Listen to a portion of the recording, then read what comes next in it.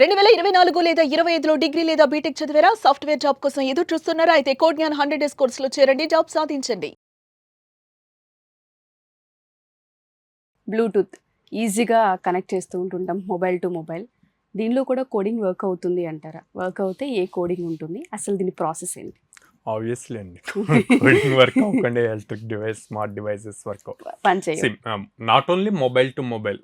ఇప్పుడు మీరు చూస్తే mobile to watch, smart watch, multiple things అనమాట. కనెక్ట్ చేయొచ్చు. ప్రతి దానికి బ్లూటూత్ అన్నది important. Mobile to earphones, అన్ని మొబైల్ టు ల్యాప్టాప్ కనెక్ట్ చేస్తాము. ప్రతి దానికి బ్లూటూత్. సో ఇదేంటంటే షార్టెస్ట్ డిస్టెన్స్లో ఉన్న డివైస్ని కనెక్ట్ చేసుకోవటానికి యూజ్ అవుతుంది అనమాట. సో దీనికి సింపుల్గా ఫస్ట్ ఏం చేస్తాం మనం, వేరే డివైస్ మనం కనెక్ట్ చేయాలి అంటే ఫస్ట్ స్కాన్ చేయాలి. అవునా? సో నియర్ బైలో ఉన్న డివైస్ అక్కడ డిటెక్ట్ అవ్వాలి. డిటెక్ట్ అయ్యాక పేరింగ్ చేయాలి. రెండు డివైజెస్లో పేర్ అవ్వాలి. పేర్ అయితే నెక్స్ట్ టైం ఎప్పుడైతే మీ రేంజ్లోకి ఆ డివైస్ వస్తుందో ఆటోమేటిక్గా కనెక్ట్ అవుతుంది. సో ఇదంతా కూడా ప్రోగ్రామింగ్ అండి. బేసిక్గా ఇది రన్ అవ్వాలి అంటే సి ప్రోగ్రామింగ్ బాగా రావాలన్నమాట. మనం ఓన్గా దీని మీద ప్రాక్టికల్స్ చేయాలి అంటే బ్లూటూత్ అనే దాన్ని బేసిక్గా సి బేస్ చేసి బిల్డ్ చేశారనమాట. సో అక్కడి నుంచి పైథాన్లో కూడా ఈ స్కానింగ్ రిలేటెడ్ ఇవన్నీ కూడా వర్క్ అవుతాయి. పైథాన్లో కూడా మాడ్యూల్స్ ఉన్నాయి. సో ఇలాంటి డివైస్ని మనం కొత్తదోటి క్రియేట్ చేసి దాంట్లో ఒక బ్లూటూత్ మాడ్యూల్ పెట్టి వేరే డివైజెస్తో కనెక్ట్ చేయాలి అంటే ఎంటైర్ ప్రోగ్రామింగ్ కాన్సెప్ట్ ఇదంతా కూడా. సో ఇది స్టూడెంట్స్ నేర్చుకోవాలి అంటే ఫౌండేషన్స్ స్ట్రాంగ్గా ఉండాలి. ఇప్పుడు అందరూ ఏఐ గురించి మాట్లాడుతున్నారు, మెషిన్ లెర్నింగ్ గురించి. కానీ మీరు చూస్తే అందులో వాడే బేసిక్ థింగ్స్ అన్నీ కూడా బేస్ ఫౌండేషన్స్ వల్లే వచ్చినాయి అన్నమాట. సో అందుకని సి ప్రోగ్రామింగ్ నేర్చుకోవాలి, పైథాన్ నేర్చుకోవాలి, జావా నేర్చుకోవాలి.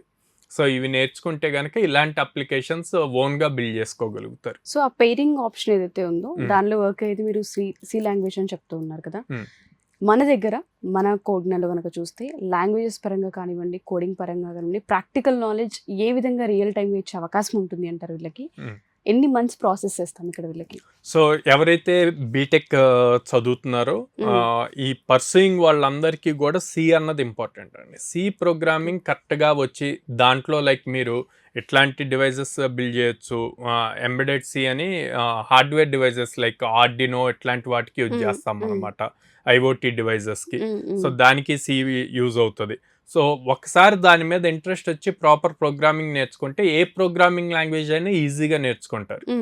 చాలా ఇంపార్టెంట్ సి అనేది. సో దాని తర్వాత మనం ఫుల్ స్టాక్ కోర్సెస్కి ప్రిఫరెన్స్ ఇస్తాం, లైక్ జావా ఫుల్ స్టాక్ కానీ, పైథాన్ ఫుల్ స్టాక్ కానీ, డిపెండ్స్ ఆన్ స్టూడెంట్ లెవెల్ అనమాట. సో వాళ్ళు కంప్లీట్ కంప్యూటర్స్ ఐటీ సైడ్ నుంచి వచ్చారనుకోండి, వాళ్ళకి జావా సజెస్ట్ చేస్తాం. నాన్ ఐటీ నుంచి వచ్చిన వాళ్ళకి పైథాన్ సజెస్ట్ చేస్తాము. కొంతమంది నాన్ ఐటీ నుంచి వచ్చినా కూడా వాళ్ళకి ఇంట్రెస్ట్తో ఆల్రెడీ ప్రోగ్రామింగ్లో కొంత ఫౌండేషన్ బాగా నేర్చుకొని ఉంటారు, బేసిక్స్ బాగా నేర్చుకొని ఉంటారు స్ట్రాంగ్గా. సో అట్లాంటి వాళ్ళని జావాలోనే ఉంటుంది, అట్లా క్రాక్ చేసిన వాళ్ళు కూడా ఉన్నారు. సో ఇదంతా కూడా 100 days ప్రోగ్రామింగ్. సో 100 వర్కింగ్ డేస్లో వీళ్ళు ఎంటైర్ ఒక అప్లికేషన్ని ఎండ్ టు ఎండ్ బిల్డ్ చేయగలుగుతారు అన్నమాట. ఓకే. సో ప్రాక్టికల్ నాలెడ్జ్ విషయానికి వస్తే కొంతమంది ఎక్కడో వీక్ అవుతూ ఉంటారు సార్. జాయిన్ అయిన ప్రతి స్టూడెంట్ కూడా ఇమీడియట్గా క్యాచ్ చేస్తారనేది లేదు. సో వాళ్ళని ఇక్కడ ఏ విధంగా పుష్ చేసే అవకాశం ఉంటుంది అంటారు? క్లాస్ రూమ్లో 50 members ఉంటే 50 members ఒకేలాగా థింక్ చేయలేరు, ఒకేలాగా రిసీవ్ చేసుకోలేరు కాన్సెప్ట్ని. సో అందుకే మనం క్లాసెస్ తర్వాత మళ్ళీ 2 hours ప్రాక్టీస్ సెషన్ ఉంటుంది అనమాట. సో ఎవరైతే ఇక్కడ డౌట్స్ ఉంటాయో వాళ్ళు మళ్ళీ క్లాస్ రూమ్లో అడిగి క్లారిఫై చేసుకోవచ్చు. ఆర్ ఇంకా క్లారిఫై అవ్వకపోతే ఈ మెంటర్స్ క్లారిఫై చేస్తారు ప్రాక్టీస్ సెషన్లో. అక్కడ మల్టిపుల్ ఎగ్జాంపుల్స్తో సేమ్ కాన్సెప్ట్ని ఎక్స్ప్లెయిన్ చేస్తారు అన్నమాట. అప్పుడు వీళ్ళకి ఈజీ అవుతుంది. అండ్ మనం ఇప్పుడు ఏదైతే 100 working days కోర్స్ అంటున్నామో, సో నా పాయింట్లో ఏంటంటే నువ్వు కోడ్నాన్లో జాయిన్ అయితే నీ కోర్స్ అన్నది జాబ్ వస్తే కోర్స్ అయిపోయినట్టు. ఓకే, జస్ట్ సబ్జెక్ట్ నేర్చుకుంటే కోర్స్ అయినట్టు కాదు.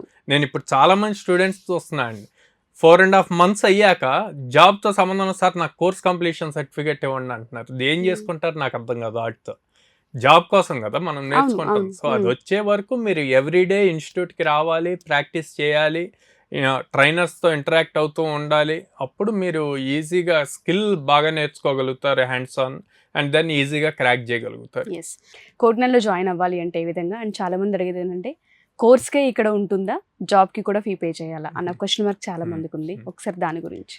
కోర్స్కి ఫీజు పే చేస్తారండి. ప్లేస్మెంట్స్ అన్నవి కంప్లీట్లీ ఫ్రీ. మ్మ్. వాళ్ళు ఏమి నో హిడెన్ ఛార్జెస్, తర్వాత మళ్ళీ ప్లేస్ అయ్యాక మళ్ళీ ఏమైనా పే చేయాలా ఇట్లాగా ఏమి ఉండదండి. Okay. మీరు ఏదైతే కోర్స్కి ఫీ పే చేస్తున్నారో అదే ప్లేస్మెంట్స్కి కూడా, ఇంక దానికి మళ్ళీ సపరేట్ ఫీ అన్నది ఉండదు.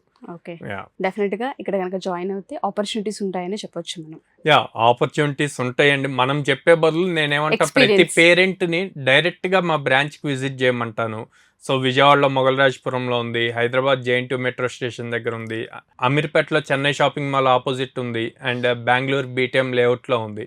డైరెక్ట్గా విజిట్ చేసి కౌన్సిలర్స్తో మాట్లాడి, అక్కడ ప్రజెంట్ ఎవరైతే స్టూడెంట్స్ ట్రైన్ అవుతున్నారో వాళ్ళతో కూడా మాట్లాడి అప్పుడు డెసిషన్ తీసుకోమని. డెఫినెట్ గా సార్.